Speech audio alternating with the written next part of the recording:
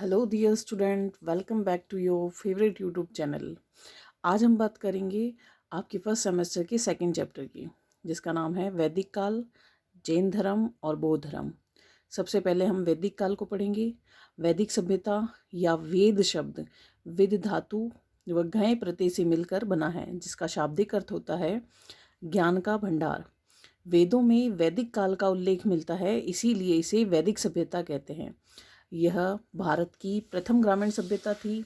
वेदों के रचयिता अपौरुषेय वेदों के रचयिता को अपौरुषेय कहते हैं, क्योंकि इनकी रचना किसी पुरुष के द्वारा न होकर देवताओं द्वारा हुई है।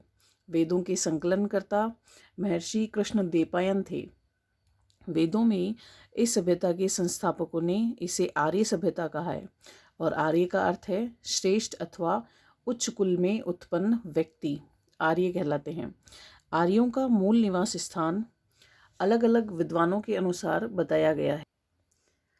दयानंद सरस्वती के अनुसार आर्य तिब्बत से आए थे और यहाँ भारत में आकर बस गए थे। बाल गंगाधर तिलक के अनुसार ये उत्तरी ध्रुव से आकर यहाँ बस गए और इन्होंने वैदिक सभ्यता को पनपाया। नेक्स्ट अगला मत है मैक्स मूलर के अनुसार। मैक्स मूलर का मत जो है वो सबसे प्रमाणित माना जाता है। उनका मत है कि ये मध्य एशिया से आए थे, और राजबली पांडे के अनुसार यह मध्य एशिया से आकर इन्होंने यहाँ इस सभ्यता को पनपाया था। नेक्स्ट अगला है पंडित गंगाधर झा के अनुसार यह ब्रह्म ऋषि प्रदेश से आए थे और यहाँ आकर बस गए थे। अगला है वेदों के प्रकार। तो वेदों को चार भागों में बांटा जाता है, जिसमें सबसे पहला वेद है ऋग्वेद, और यह सबसे प्राचीन वेद भी माना जाता है। इसमें देवी देवताओं की स्तुतियों का वर्णन और संकलन है। इस वेद में 1028 मंत्र हैं, और इसमें 10 मंडल 1028 सूक्त हैं और 10,562 मंत्र हैं, 10 मंडल हैं।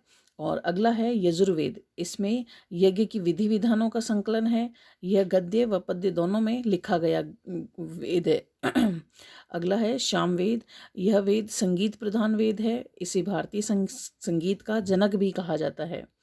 नेक्स्ट अथर्ववेद। इसमें जादू और टोनों का संकलन है। तो संयुक्त रूप से 3 वेदों को वेद त्रयी कहा जाता है, ऋग्वेद, यजुर्वेद और सामवेद को। और अस्तोमा सदगम्य का उल्लेख ऋग्वेद में मिलता है। वेद त्रयी के अंदर अथर्ववेद को सम्मिलित नहीं किया जाता है, क्योंकि इसमें जादू टोनों का संकलन माना जाता है। अगला है वैदिक काल का जो टाइम पीरियड है वो 1500 से लेके 600 ईसा पूर्व तक माना गया है। और इसके अलावा वेदों के जो पुरोहित हैं वो इस प्रकार है कि ऋग्वेद का पुरोहित होता, यजुर्वेद का पुरोहित उद्गाता, सामवेद का पुरोहित अधर्व्यु, अथर्ववेद का पुरोहित ब्रह्मा को माना गया है। इसके अलावा वेदों के उपवेद एवं उनके रचयिता इस प्रकार हैं। ऋग्वेद का जो उपवेद है वह आयुर्वेद को माना गया है, और इसके रचयिता धन्वंतरी थे। यजुर्वेद का उपवेद धनुर्वेद था, और इसके रचयिता विश्वामित्र थे। सामवेद के उपवेद गंधर्व वेद को माना गया है, और इसके रचयिता भरतमुनि थे। अथर्ववेद का उपवेद शिल्प वेद को माना गया है, और इसके रचयिता विश्वकर्मा थे। आगे बात करेंगे हम वैदिक साहित्य की। तो वैदिक साहित्य को 4 भागों में बांटा जाता है, जिसमें सबसे पहला है संहिता, दूसरा है ब्राह्मण, तीसरा है आरण्य ग्रंथ, और चौथा और अंतिम भाग जो साहित्य का है वैदिक साहित्य का, उसे उपनिषद कहा जाता है। तो सबसे पहले बात करेंगे हम संहिता की। यह 4 प्रकार की होती है, ऋग संहिता, यजु संहिता, साम संहिता और अथर्व संहिता।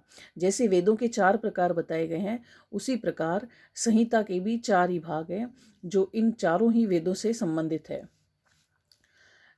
अगला है ब्राह्मण। इन ग्रंथों में वेदों को सरल भाषा में लिखा गया है, और इसी कारण इन्हें ब्राह्मण ग्रंथ कहा गया, क्योंकि ये ब्राह्मणों के द्वारा सरल भाषा में लिखे गए थे। अगला है आरण्य ग्रंथ। आरण्य का शाब्दिक अर्थ होता है वन। अतः वानप्रस्थ आश्रम के दौरान व्यक्ति जिन ग्रंथों का चिंतन व मनन करता है उसे आरण्य ग्रंथ कहा गया है। आगे हम वानप्रस्थ आश्रम को भी पढ़ेंगे कि वानप्रस्थ आश्रम किसे कहा जाता है। नेक्स्ट है उपनिषद। यह वैदिक साहित्य का अंतिम भाग है, इसीलिए इसे वेदांत कहा जाता है। उपनिषद शब्द जो है वो 3 शब्दों से मिलकर बना है, उप प्लस नी प्लस सद, जिसका शाब्दिक अर्थ होता है गुरु के समीप बैठकर ज्ञान प्राप्त करना। और उपनिषदों की संख्या कुल 12 बताई गई है, कुल 108 बताई गई है, जिनमें से प्रमाणित जो माने गए हैं वो 12 हैं, जो इस प्रकार है, जिनका नाम है ईश, कैन, कंठ, प्रश्न, मुंडक, मांडुक्य, छांदोग्य, बृहदारण्यक, श्वेताश्वर, ऐतरेय, तैतरेय और कौशितकीय। इनमें से सबसे बड़ा जो उपनिषद है वो बृहदारण्यक उपनिषद को माना गया है, और जो सबसे छोटा उपनिषद है वह मांडुक्य उपनिषद को माना गया है। और सत्यमेव जयते का उल्लेख मुंडक उपनिषद में मिलता है। आगे हम बात करेंगे वेदों में उल्लेखित नदियों की। तो कुल नदियों 31 मानी गई है वेदों में, जिनका उल्लेख माना गया है। और इन नदियों के आधुनिक नाम और प्राचीन नाम हम देखें तो सिंधु का प्राचीन नाम सिंधु ही था, रावी जिसका आधुनिक नाम रावी है और उसे प्राचीन काल में पुरुषणी नदी कहा जाता था, झेलम जिसका प्राचीन नाम वितस्ता था, चिनाब जिसका प्राचीन नाम अस्कनी था, सतलज जिसका प्राचीन नाम शत्रुदी, व्यास जिसका प्राचीन नाम विपासा, और गंडक नदी का प्राचीन नाम सदानीरा, और गग्घर जिसका प्राचीन नाम द्वेषद्वती या इसे सरस्वती नदी भी कहा जाता है। और सबसे नदियों में श्रेष्ठ या नदीतमा नदी भी सरस्वती नदी को कहा जाता है। अंतिम नदी थी काबुल, जिसका नाम था प्राचीन कुंभा। सरस्वती नदी को वेदों में नदीतमा कहा गया है। इसके अलावा रावी नदी के निकट 10 राज्य युद्ध लड़ा गया था।